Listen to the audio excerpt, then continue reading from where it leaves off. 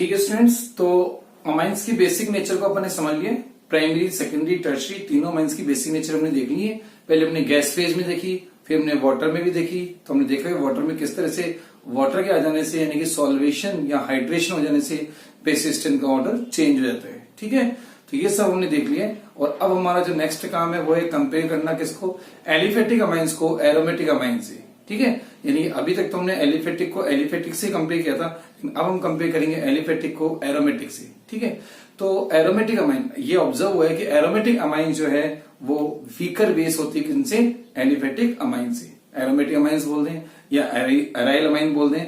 आप ये भी कह सकते हो कि एनिलीन, अगर हम पर्टिकुलर किसी एग्जांपल पे जाएं तो एनिलीन का भी एग्जांपल हम बोल सकते हैं। ठीक है, तो एनिलीन या एराइल अमाइन जो है वो वीकर बेस होते हैं किससे, then aliphatic amine alkyl amine से। ठीक है, तो अब यही समझना है हमको। तो नेक्स्ट टॉपिक अपना यही है कि एलिफेटिक और एरोमेटिक अमाइंस की बेसिक स्ट्रेंथ को कंपेयर करना। ठीक है, तो ये देखते हैं कैसे। हाँ, तो क्या है फर्स्ट चीज की एराइल अमाइंस, है ना। एराइल अमाइंस यानी कि एनिलीन, टोलोइडीन, इस तरह की है ना, एनिलीन, टोलोइडीन। ठीक है, ये जो होती हैं एटसेट्रा, ये जो है वो क्या है, weaker base. Aryl amines are weaker base than किससे, वीकर बेस देन क्या, एलिफेटिक अमाइंस। किनसे, एलिफेटिक अमाइन या एल्काइल अमाइन से ये वीकर बेस होते हैं। तो अब हमको ये समझना है कि ऐसा क्यों। ठीक है, एराइल अमाइन वीकर बेस है किससे, एलिफेटिक अमाइन एल्काइल अमाइन से। कैसे है समझना है, तो एनिलीन का एग्जांपल लेके अपन सारी चीजों को समझेंगे। ठीक है, अब ये जो बात है कि एराइल अमाइन जो वीकर बेस है, इस बात को अपन समझेंगे कितने फैक्टर से, 3 फैक्टर से इसको अपन समझेंगे। ठीक है, 3 फैक्टर्स इसमें इन्वॉल्व हैं, 3 फैक्टर से अब ये सारी बात को समझेंगे। 3 फैक्टर्स। ठीक है, क्या क्या फैक्टर है। फर्स्ट फैक्टर है इंडक्टिव इफेक्ट, आई इफेक्ट जिसको बोलते हैं। सेकंड हम देखेंगे रेजोनेंस इफेक्ट या मेसोमेरिक इफेक्ट हम जिसको बोल सकते हैं। और थर्ड तो फिर अपना हमेशा रहता ही है कौन सा, स्टेबिलिटी ऑफ बनने वाला जो भी है सीए या सीबी जो भी है उसकी स्टेबिलिटी। ठीक है, तो 3 फैक्टर है, वन बाय वन अपन तीनों को डिस्कस करते हैं। 3 फैक्टर्स। फर्स्ट है कौन सा, I effect. First factor inductive effect.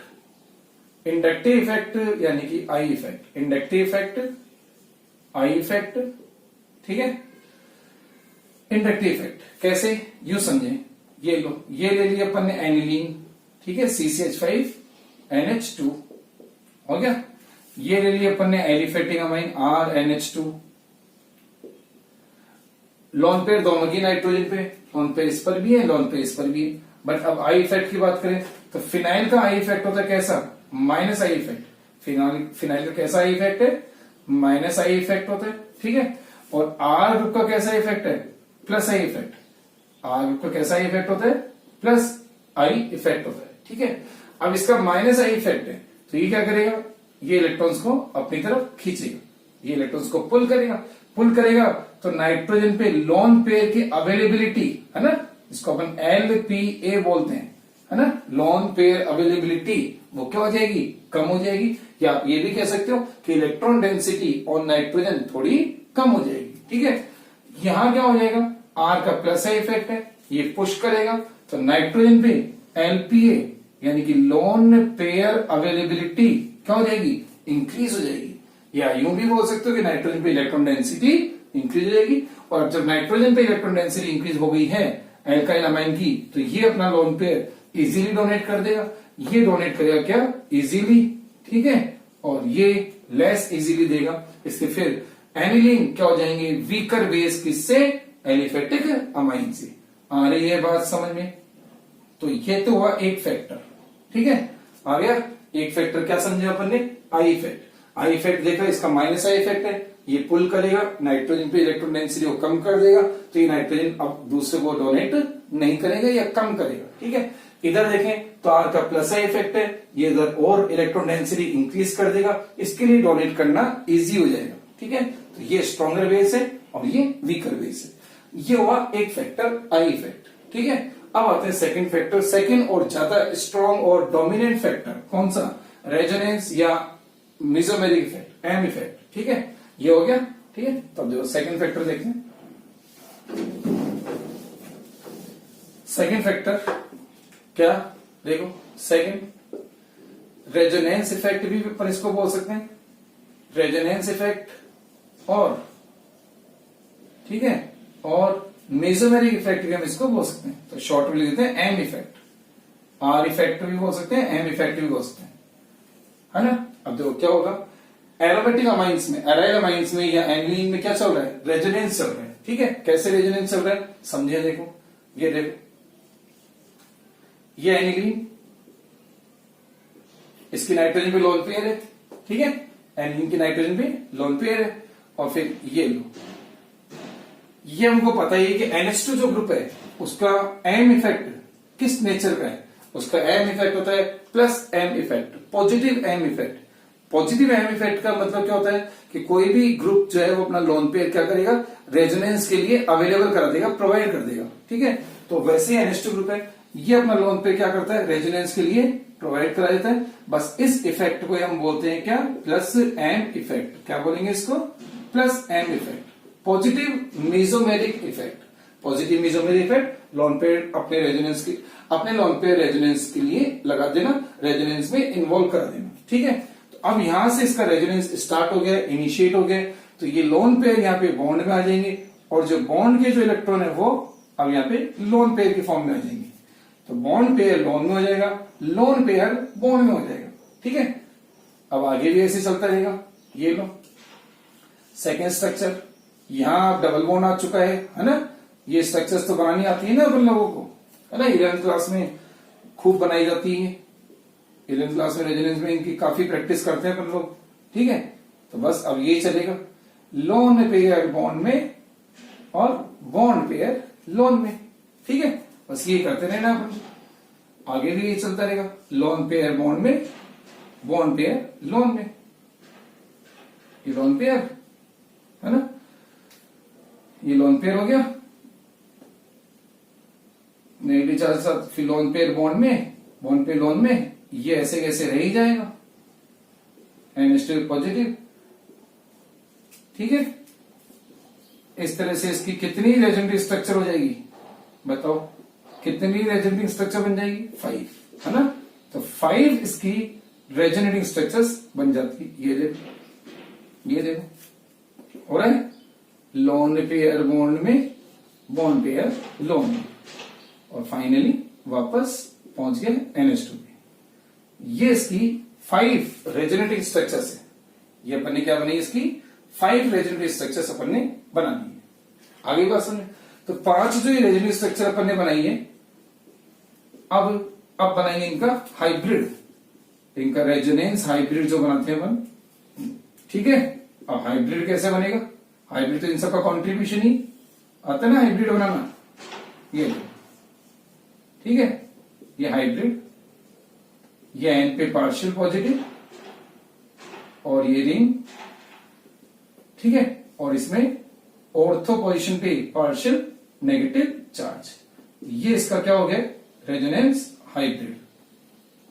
ठीक है, रेजोनेंस हाइब्रिड ये इसका बन चुका है। आगे बात समझ में, ये इसका रेजोनेंस हाइब्रिड है। आ गया, तो ये तो दिखाया अपन ने क्या, एनिलीन में रेजोनेंस। ठीक है, अब एनिलीन में रेजोनेंस की वजह से क्या हो रहा है, एनिलीन में रेजोनेंस की वजह से, है ना, नाइट्रोजन पे, इसके नाइट्रोजन पे अब कैसा चार्ज आ चुका है, नाइट्रोजन पे आप देख रहे हैं तो नाइट्रोजन पे आ चुका है पार्शियल पॉजिटिव चार्ज। कैसा चार्ज आ चुका है, पार्शियल पॉजिटिव चार्ज। और पॉजिटिव चार्ज का मतलब क्या, पॉजिटिव चार्ज का मतलब इलेक्ट्रॉन की डेफिशिएंसी, इलेक्ट्रॉन की क्या हो रही है, डेफिशिएंसी हो रही है। पॉजिटिव चार्ज का मतलब इलेक्ट्रॉन की डेफिशिएंसी हो रही है।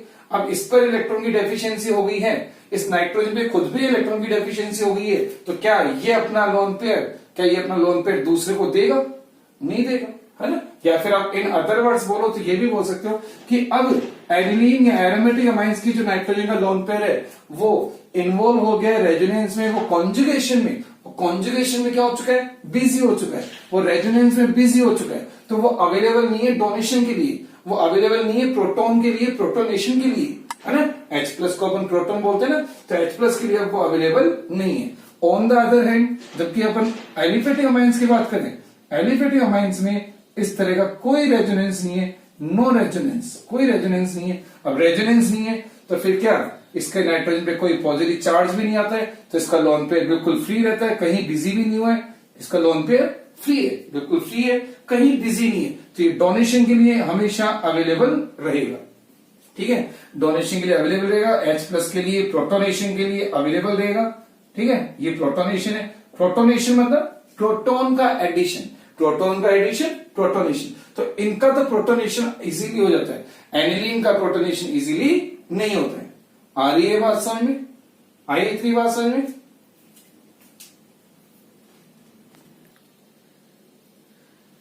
तो स्टूडेंट्स हमने देखा कि रेजोनेंस की वजह से एनिलीन की नाइट्रोजन पे कैसा चार्ज आ चुका है, पॉजिटिव चार्ज आ चुका है, और अब जब उसके पास खुद के पास पॉजिटिव चार्ज यानी कि इलेक्ट्रॉन की डेफिशिएंसी हो गई है, तो वो अब लोन पे डोनेट नहीं कर पाएगा। ठीक है, on the in other words हम बोले, इन अदर वर्ड्स हम ये भी बोल सकते हैं कि इनका लोन पे क्या हो गया है, रेजोनेंस में बिजी हो गया है, इसलिए अब वो डोनेशन के लिए अवेलेबल नहीं होगा। ठीक है, जबकि एल्काइल अमाइन, एलिफेटिक अमाइन का लोन पेयर कहीं रेजोनेंस में इन्वॉल्व नहीं है और प्रोटोनेशन के लिए यानी कि डोनेशन के लिए अवेलेबल रहेगा, इसलिए ये अच्छे बेस है और एनिलीन वीकर बेस हो जाएंगे। आगे बात समझे? तो ये था second factor, resonance effect, are effect. अब आते हैं थर्ड फैक्टर पे, है ना। तो यहां से तो ये चीज ध्यान रखेंगे, एनिलीन की कितनी रेजोनेंट स्ट्रक्चर होती है, 5 रेजोनेंट स्ट्रक्चर होती है, ये सब चीज ध्यान रखें। अब ये सब आगे इनकी जरूरत हमको बार बार पड़ेगी। ठीक है, तो ध्यान रखें इनका। आ गया, तो रेजोनेंस इफेक्ट हो गया। अब आते हैं थर्ड फैक्टर। अच्छा, यहीं से एक क्वेश्चन जो बनता है, एक बहुत छोटा सा क्वेश्चन बनता है ना, कि एनिलीन का प्रोटोनेशन इजीली क्यों नहीं होता है। ये क्वेश्चन पूछा जाता है, एनिलीन के लिए पूछा जाता है, फिनोल के लिए पूछा गया बोर्ड एग्जाम में, फिनोल का प्रोटोनेशन क्यों नहीं होता, एनिलीन का प्रोटोनेशन क्यों नहीं होता। तो सबका एक ही रीजन है, सबका सेम आंसर है, क्या कि एनिलीन हो चाहे फिनोल हो, उनकी ऑक्सीजन का या नाइट्रोजन का जो लोन पेयर है वो रेजोनेंस में बिजी हो जाता है, और जब वो रेजोनेंस में बिजी हो जाता है तो प्रोटोन के लिए, है ना, H+ का मतलब क्या है, H+ का मतलब है प्रोटोन, वो प्रोटोन के लिए फिर अवेलेबल नहीं होता है, इसी को बोलते हैं प्रोटोनेशन। तो प्रोटोनेशन के लिए अवेलेबल नहीं रहता है, तो यही रीजन है कि फिनोल और एनिलीन दोनों का ही प्रोटोनेशन इजीली नहीं होता है। तो 1 मार्क का छोटा सा क्वेश्चन फिनोल के ऊपर आया हुआ है, तो एनिलीन पे भी आ सकता है, तो सेम टाइप का आंसर है। आगे समझ में? ये तो ये देखा हमने कि रेजोनेंस की वजह से एनिलीन क्या हो गया, अब वीकर बेस हो गया एल्काइल अमाइन से। तो ये हो गया सेकंड फैक्टर। अब देखते हैं थर्ड फैक्टर। ठीक है, थर्ड फैक्टर कौन सा है? थर्ड फैक्टर स्टेबिलिटी, है ना। थर्ड फैक्टर बहुत ही इंपॉर्टेंट, किसी भी एसिड के बेसिस स्ट्रेंथ को आप कभी भी कंपेयर करें, जब भी एसिड बेसिस स्ट्रेंथ कंपेयर करनी हो तो ये फैक्टर हमेशा आना चाहिए। कौन सा? स्टेबिलिटी ऑफ फॉर्म्ड, क्या stability, third factor stability of formed Ca, stability of formed Ca, बनने वाले Ca का मतलब कॉन्जुगेट एसिड हमको बताइए, है ना, Ca कॉन्जुगेट एसिड है, कॉन्जुगेट एसिड की स्टेबिलिटी, बनने वाले कॉन्जुगेट एसिड हमको ये भी पता है कि कॉन्जुगेट एसिड कैसे बनते हैं, H+ गेन करने से, H+ गेन करने से क्या बन जाते हैं, Ca बन जाते हैं। ठीक है, आओ देखो दोनों के Ca बनाते हैं और फिर कंपेयर करते हैं किसका Ca मोर स्टेबल है।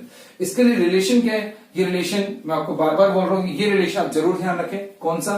बेसिक स्ट्रेंथ, बेसिक स्ट्रेंथ हो या एसिडिक स्ट्रेंथ हो, है ना, ये रिलेशन हमेशा काम आएगा। Basic strength of a base, basic strength of a base is directly proportional to stability of its Ca या Cb जो भी है ना। जैसे अभी बेस है तो Ca हो जाएगा, एसिड होगा तो Cb हो जाएगा। तो basic strength of a base directly proportional to stability of its, क्या, स्टेबिलिटी ऑफ इट्स Ca। आ गया, इसकी स्टेबिलिटी के Ca की स्टेबिलिटी के डायरेक्टली होगा। आगे सर में किसी बेस की बेसिक स्ट्रेंथ डायरेक्टली होती है उसके Ca की स्टेबिलिटी। ठीक है, अब हमको ये देखना है कि किसका Ca ज्यादा स्टेबल है, एलिफेटिक वालों का कि एरोमेटिक वालों का। आइए देखते हैं, देखो, है ना, कैसे। आओ, ये बनाया RNH2 और ये लिया H+ और ये इसने लोन पे डोनेट किया और बन गया है अब ये क्या, Ca, RNH3+। ठीक है, ये इसका Ca हो चुका है एलिफेटिक अमाइन का।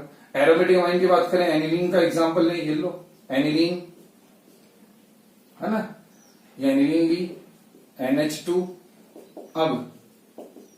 अब ये लोन पेयर, है ना, अब ये यहां आए तो पहली बात तो देखो ये लोन पेयर इजीली यहां आने वाला ही नहीं है ना, क्यों, क्योंकि ये तो इधर बिजी हो रखा है, तो इतना जल्दी तो आएगा ही नहीं, ये तो चीज हमने देख ही ली है। फिर भी मान लीजिए अगर आ गया है और फिर बनाया इसने क्या, इसने बनाया इसका Ca क्या है, देखो इसका Ca हो गया NH3+, ठीक है। अगर इनके सी की नेमिंग करें तो नेमिंग क्या होगी, इसके सी का नाम क्या हो जाएगा, इसके कौन से ऐसे का नाम होगा alkyl ammonium ion, alkyl ammonium ion, ये तो इसके सी का नाम है।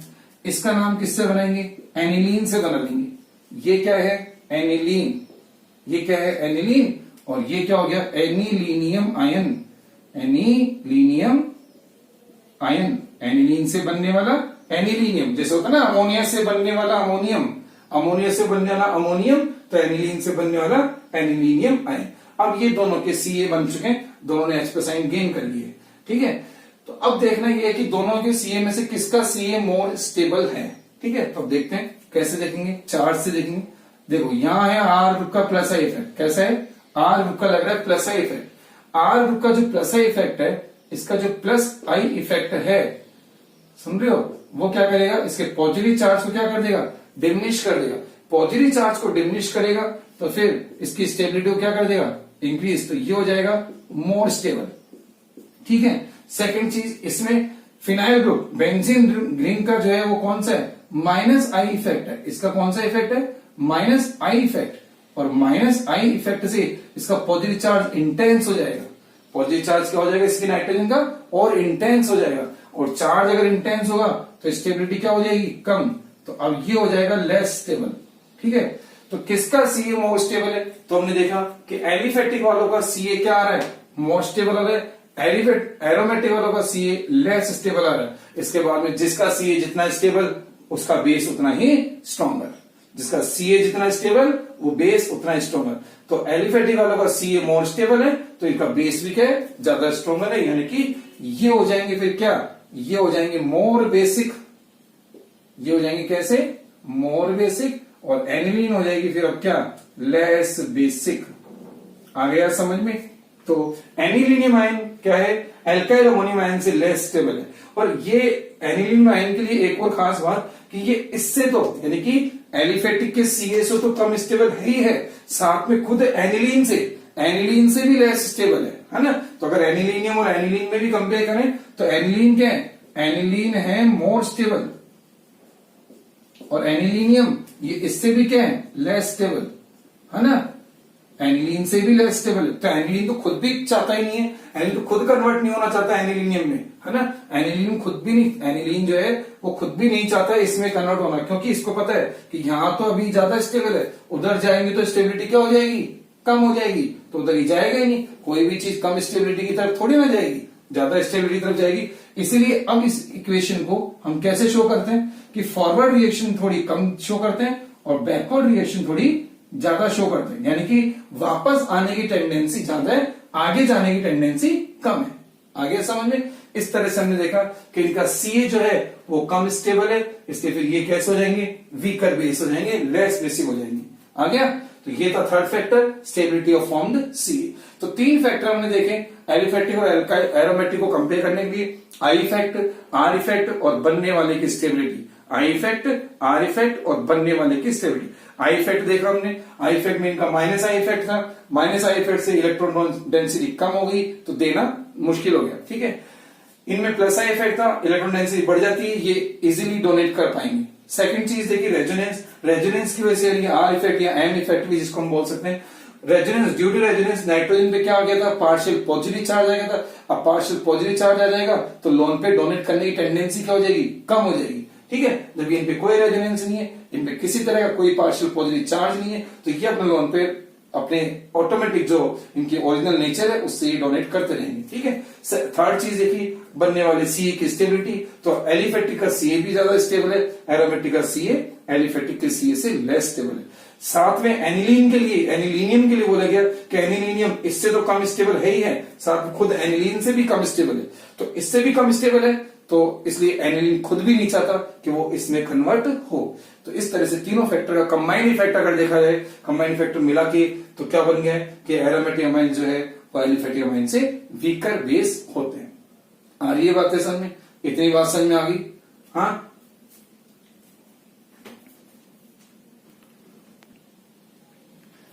ठीक है। तो अगर अब ये अपने समझ लिया तो यहाँ पे एक छोटा सा क्वेश्चन और बनता है। क्वेश्चन ये बनता है कि anilinium ion less stable, anilinium ion is less stable then aniline, give reasons, है ना।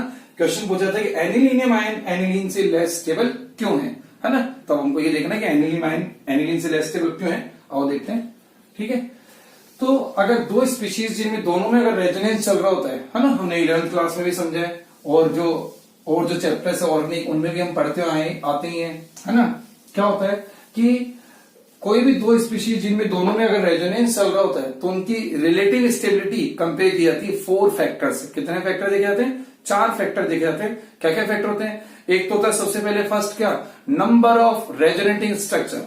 जिस स्ट्रक्चर की जितनी ज्यादा, जिस स्पीशीज की जितनी ज्यादा रेजोनेटिंग स्ट्रक्चर्स बनती है वो स्पीशीज उतनी ही ज्यादा स्टेबल होती है, क्योंकि जितना ज्यादा रेजोनेंस होगा, हमको पता है कि रेजोनेंस एक स्टेबलाइजिंग फिनोमिना है। रेजोनेंस एक कैसा फिनोमिना है? स्टेबलाइजिंग फिनोमिना है। और जितना ज्यादा रेजोनेंस होगा किसी स्पीशीज में, वो उसकी स्टेबिलिटी को उतना ही इंक्रीज कर देगा। तो नंबर ऑफ आरएस जितनी ज्यादा, नंबर ऑफ रेजोनेटिंग स्ट्रक्चर जितनी ज्यादा, उतनी ज्यादा स्टेबिलिटी। सेकंड चीज आती है सिमिलरिटी इन द स्ट्रक्चर्स। जितनी भी रेजोनेटिंग स्ट्रक्चर्स है, डिफरेंट जो रेजोनेटिंग स्ट्रक्चर्स है, वो जितनी ज्यादा सिमिलर होती है उतनी ज्यादा स्टेबिलिटी आती है। थर्ड फैक्टर आता है कि नेगेटिव चार्ज आना चाहिए मोर इलेक्ट्रोनेगेटिव एलिमेंट पर। अगर negative charge more electronegative element पे आता है तो अच्छी बात होती है, तो स्टेबिलिटी आती है। अगर मोर इलेक्ट्रोनेगेटिव एलिमेंट पर पॉजिटिव चार्ज आ जाता है तो ये उसके लिए अच्छी बात नहीं है, तो कहीं ना कहीं ये स्टेबिलिटी को डिक्रीज करने वाला फैक्टर बनता है। और एक और फैक्टर होता है absence of charge separation. Charge separation नहीं होना चाहिए, चार्ज सेपरेशन से भी स्टेबिलिटी डिक्रीज हो जाती है। तो ये 4 फैक्टर होते हैं। इन फैक्टर्स को तो हम जैसे जैसे आगे आएंगे और समझते रहेंगे, है ना। फिलहाल अभी जो अपना जो क्वेश्चन है वो क्या है? क्वेश्चन अपना ये है कि एनिलीनियम जो है वो लेस स्टेबल है किससे? एनिलीनियम आयन, है ना। Anilinium ion is less stable, है ना। वो उससे तो कम स्टेबल था ही था, किससे? एलिफेटिक के सीए से। तो अब खुद एनिलीन से भी कम स्टेबल है, तो अपन को एनिलीन वाला कंपेयर करके बताना है। उसका तो कर ही लिया अपन ने, अभी एनिलीन का करना है। Anilinium ion is less stable then aniline. Aniline से लेस स्टेबल है, ठीक है। एनिलीन से लेस स्टेबल कैसे है ना, ये हमको बताना है वाई, क्यों, ठीक है। तो देखते हैं क्यों है। तो ये क्वेश्चन है, छोटा सा क्वेश्चन है, 1 मार्क में आ जाता है कई बार। तो कैसे है ना, तो फर्स्ट स्टेबिलिटी को अफेक्ट करने वाले 4 फैक्टर हैं, जिनमें सबसे इंपॉर्टेंट फैक्टर है नंबर ऑफ रेजोनेटिंग स्ट्रक्चर्स, ठीक है, सबसे इंपॉर्टेंट फैक्टर। तो अगर आप देखें तो एनिलीन की तो हमने देखी थी, एनिलीन की कितनी रेजोनेटिंग स्ट्रक्चर है ना। अभी अपने थोड़ी देर पहले बनाई थी, तो दोबारा बना रहे नहीं, यहां मैं सीधे लिख देता हूं, ठीक है। एनिलीन, अगर एनिलीन की बात करें तो नंबर ऑफ आरएस का मतलब समझ जाएंगे रेजोनेटिंग स्ट्रक्चर्स, ठीक है। नंबर ऑफ आरएस कितनी है एनिलीन की? 5, ठीक है, 5 है, आ गया। और अगर इसका मैं हाइब्रिड सीधा बना लूं, अगर इसका अपन हाइब्रिड, ठीक है, हाइब्रिड अपन ने बनाया था कुछ इस तरह से, नाइट्रोजन पे आया था कैसा चार्ज? पार्शियल पॉजिटिव, ठीक है। ये हाइब्रिड था एनिलीन का, ठीक है। तो ये तो बात हो गई एनिलीन की। अब बात करते हैं एनिलीनियम आयन। अब एनिलीनियम आयन के देखते हैं रेजोनेंस स्ट्रक्चर, उसका रेजोनेंस लो, आओ देखो। एनिलीनियम आयन में अब नाइट्रोजन पे आ चुका है पॉजिटिव चार्ज, और ये और ये और ये, इस तरह से ये बेंजीन रिंग। अब देखो एनिलीन की 5 स्ट्रक्चर इसलिए हो गई थी, है ना, क्योंकि यहां क्या था, ये लोन पेयर था जो कि रेजोनेंस में इन्वॉल्व हो जाता है। यहां लोन पेयर होता है, उससे 3 स्ट्रक्चर एक्स्ट्रा आती है। अब यहां देखो कोई लोन पेयर नहीं है, तो अब इसकी स्ट्रक्चर, रेजोनेंस स्ट्रक्चर आएगी ओनली 2 जो आएगी वो आएगी केवल रिंग वाली। ये यहां बिल्कुल जैसे बेंजीन की केवल 2 ही होती है, वैसे इसकी भी अब 2 ही आएगी। एक तो ये आ गई और दूसरी ये आ गई, ये लो, सेकंड ये आ गई। आगे बात समझ में, ये 2 इसकी रेजोनेटिव स्ट्रक्चर बनती है, ओनली 2 रेजोनेटिव स्ट्रक्चर इसकी बनती है, केवल 2 ही बनती है ना। एनिलीन की कितनी बनी थी? 5, इसकी कितनी बन रही? नंबर ऑफ आरएस, है ना। नंबर ऑफ, इसका हाइब्रिड भी बना लेते हैं अपन, ये इसका हाइब्रिड हो गया, है ना, ये लो, और ये एन पे अब पूरा ही पॉजिटिव है, ठीक है, ये इसका हाइब्रिड है। उसके नाइट्रोजन पे पार्शियल पॉजिटिव है, इस पे पूरा पॉजिटिव है। आगे समझ में, नंबर ऑफ आरएस की बात करें तो कितनी रह गई? 2। नंबर ऑफ रेजोनेटिव स्ट्रक्चर इसमें कितनी आई? केवल 2। तो वैसे तो ये फैक्टर ही काफी सफिशिएंट है ना। इसकी नंबर ऑफ रेजोनेटिव स्ट्रक्चर कितनी है? 5 है, इसकी 2 ही है, तो ये मोर स्टेबल है। एक सेकंड फैक्टर और अपन बोलना चाहें तो इस नाइट्रोजन पे एनिलीन के नाइट्रोजन एनिलीनियम के नाइट्रोजन पे आ रहा है पूरा पॉजिटिव चार्ज, इस पे तो फिर भी क्या आ रहा है, पार्शियल पॉजिटिव ही आ रहा है। तो ये वाला नाइट्रोजन तो बिल्कुल ही क्या अनस्टेबल होगा, लेस स्टेबल होगा, क्योंकि नाइट्रोजन पे पॉजिटिव चार्ज आना नाइट्रोजन के लिए अच्छी बात नहीं है। एक इलेक्ट्रोनेगेटिव एलिमेंट के ऊपर पॉजिटिव चार्ज का आना उसकी स्टेबिलिटी को डिक्रीज करता है। आ गया? तो एक तो नंबर ऑफ आरएस का तो हो ही गया, सेकंड चीज हो गई क्या कि नाइट्रोजन पे पूरा पॉजिटिव चार्ज का आना, वहां तो फिर भी पार्शियल पॉजिटिव था, यहाँ पे पूरा कंप्लीट पॉजिटिव आ गया। तो ये दोनों फैक्टर मिलकर एनिलीनियम आयन को क्या बनाते हैं, एनिलीन से लेस स्टेबल। तो आंसर में हमको क्या देना है, अब क्वेश्चन में ये पूछा कि aniline ion is less stable then aniline, तो वो 2 फैक्टर बोलने, एक तो क्या एनिलीनियम की रेजोनेंस स्ट्रक्चर कम है 2 ही है, उसकी 5 है, इसकी 2 ही है। सेकंड कि इसके नाइट्रोजन पे क्या आता है, कंप्लीट पॉजिटिव चार्ज आ रहा है, जबकि उसकी नाइट्रोजन पे कैसा आता है, पार्शियल पॉजिटिव चार्ज आता है। इसलिए इन दोनों फैक्टर के वजह से, इन दोनों फैक्टर के चलते एनिलीनियम आयन क्या होगा, एनिलीन से लेस स्टेबल हो जाएगा। और अगर ये लेस स्टेबल होगा तो एनिलीन कभी भी एनिलीनियम में कन्वर्ट होना नहीं चाहेगा, इसलिए फिर वो क्या प्रोटोन को एक्सेप्ट नहीं करेगा, प्रोटोन एक्सेप्टर नहीं बनेगा, तो वीक बेस हो जाएगा। इसलिए फिर एनिलीन एलिफेटिक अमाइन से वीकर बेस भी होते हैं। आगे बात है समझ में? तो ये था एरोमेटिक अमाइन का एलिफेटिक अमाइन के साथ कंपैरिजन, और दोनों की रिलेटिव स्टेबिलिटी एनिलीन और एनिलीन की भी देखी हमने। ये आ गया।